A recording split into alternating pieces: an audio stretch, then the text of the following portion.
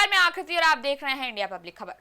बंगाल चुनाव का पहला चरण महज वोटिंग तक सीमित नहीं रहा, बल्कि पूरा माहौल अब एक पॉलिटिकल थ्रिलर जैसा लगने लगा है। वोटिंग के दिन सुबह तक माहौल काफी शांत नजर आ रहा था और ये लगने लगा था कि इस बार बिना किसी बड़ी हिंसा के ये चुनाव हो जाएगा। लेकिन जैसे जैसे दिन बढ़ा, हालात बदलते गए। मुर्शिदाबाद, दक्षिण दिनाजपुर और मालदा जैसे कई इलाकों से झड़प, पथराव और लाठीचार्ज और देसी बम तक की खबरें सामने आने लगी, जिससे चुनावी टेंशन बढ़ गई। और इसी बीच विपक्ष के नेता राहुल गांधी का एक बयान अचानक चर्चा में आ गया, जिसमें उन्होंने कहा कि अगर ममता बनर्जी ने बंगाल को पोलराइज नहीं किया होता तो बीजेपी को मौका नहीं मिलता। इस बयान को बीजेपी ने तुरंत एक अवसर की तरह लपक लिया और सोशल मीडिया पर राहुल गांधी को ममता के सच उजागर करने के लिए धन्यवाद तक कह डाला। अब सवाल है कि क्या बंगाल के पहले चरण में रिकॉर्ड तोड़ वोटिंग और नेताओं की तरफ से जारी ये तीखे बयानबाजी, आरोप प्रत्यारोप किसी बड़े बदलाव का संकेत है? क्या बंगाल की राजनीति वाकई करवट लेने वाली है? जानते हैं ये सब कुछ इस खास रिपोर्ट में बेहद ही सिलसिलेवार तरीके से। दरअसल बंगाल की सियासी हवा इस वक्त काफी ज्यादा गर्म नजर आ रही है। आरोप प्रत्यारोप और तीखी बयानबाजी का सिलसिला जो है वो लगातार जारी है। इसी कड़ी में विपक्षी नेता राहुल गांधी के एक बयान से बंगाल में ध्रुवीकरण की राजनीति पर छिड़ी जुबानी जंग को और हवा मिल गई है। जहां बंगाल में पहले चरण की वोटिंग के दिन राहुल गांधी ने ममता बनर्जी को पोलराइजेशन की राजनीति करने पर आड़े हाथों लेते हुए एक ऐसा बयान दे दिया जिसने बीजेपी को उन्हें थैंक यू कहने पर मजबूर कर दिया। दरअसल विपक्ष के नेता राहुल गांधी ने एक्स पर एक वीडियो शेयर करते हुए ये कहा कि अगर ममता जी ने साफ सुथरी सरकार चलाई होती, अगर ममता जी ने बंगाल को पोलराइज ना किया होता तो बीजेपी के लिए रास्ता नहीं खुलता। भाइयों और बहनों, कांग्रेस पार्टी बीजेपी से लड़ती है और बीजेपी जानती है कि कांग्रेस पार्टी ही बीजेपी को रोक सकती है। कांग्रेस पार्टी का पूरा समर्थन कीजिए, कांग्रेस पार्टी को वोट दीजिए और कांग्रेस पार्टी की सरकार बंगाल में बनाइए। राहुल गांधी ने करीब 1 मिनट 47 सेकंड का वीडियो एक्स पर शेयर किया था, जिसमें बीजेपी की जमकर बुराई की और फिर ममता बनर्जी पर निशाना साधा। लेकिन बीजेपी ने इसमें अपने लिए ही एक अलग अवसर तलाश लिया और इस वीडियो में से काट छांट के 13 सेकंड का कुछ काम का हिस्सा अपने एक्स हैंडल से शेयर कर दिया।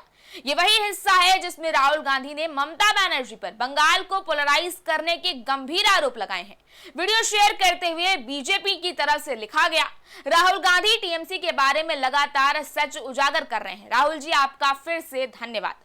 आपको बता दें कि करीब 20 साल बाद कांग्रेस पहली बार बंगाल की सभी 294 सीटों पर अपनी किस्मत आजमा रही है। जाहिर है कि कांग्रेस से निकली ममता दीदी की टीएमसी की जड़ें इस वक्त उखड़ती नजर आ रही हैं। ऐसे में राहुल गांधी भी मैदान में उतर चुके हैं और जोर आजमाइश में जुटे हुए हैं। राहुल गांधी का वीडियो हर कोई अलग अलग मतलब निकाल रहा है, लेकिन कुल मिलाकर आप देखें तो बीजेपी ने इसमें जो नैरेटिव गढ़ने की चाल चली है वो यही है कि राहुल गांधी भी बंगाल में बीजेपी की बढ़त का दावा कर रहे हैं और ममता बनर्जी पर बंगाल में ध्रुवीकरण यानी कि पोलराइजेशन के आरोप लगा रहे हैं। लेकिन इन तमाम सारे सियासी पैतरों से इतर अगर आप बंगाल में राहुल गांधी और कांग्रेस की हालत और इन चुनावों को लेकर उनके नेताओं की गंभीरता और तैयारी की बात करें तो इसका अंदाजा तो आप इस बात से ही लगा सकते हैं कि बीते 1 से 1.5 महीने में जब बंगाल में चुनावी गहमा गहमी अपने चरम पर थी तो राहुल गांधी बस एक बार बंगाल में दिखाई दिए।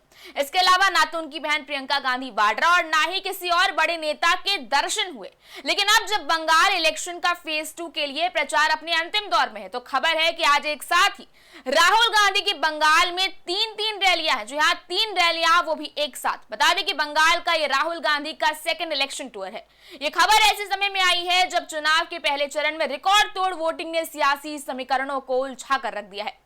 बहरहाल बंगाल में चुनावी बयार एक बार फिर गर्मा गई है। लगातार पार्टियां एक दूसरे पर रैलियों के जरिए, जनसभाओं के जरिए हमला बोल रही हैं, अपनी पार्टी के समर्थन में वोट की मांग कर रही हैं। और ऐसे में आज एक बार फिर बंगाल में विपक्ष के 2 बड़े नेता, पहले तो राहुल गांधी और दूसरे गृह मंत्री अमित शाह चुनावी रण में होंगे और जाहिर है कि इस दौरान ये दोनों ही अलग अलग मुद्दों को लेकर मुख्यमंत्री ममता बनर्जी को घेरने की कोशिश करेंगे। फिलहाल तो अब सबकी निगाहें अब बंगाल के इस चुनावी खेल के फाइनल रिजल्ट्स पर टिकी हैं। अब देखना यह है कि बंगाल में क्या एक बार फिर से ममता राज स्थापित होगा या फिर 2026 में बीजेपी कमल खिलाएगी और इस बीच कांग्रेस की क्या भूमिका रहती है ये भी देखना दिलचस्प होगा। आपकी इस बारे में क्या राय है हमें कमेंट सेक्शन में जरूर बताएं। इस वीडियो को लाइक करें, शेयर करें, चैनल को सब्सक्राइब करें। शुक्रिया।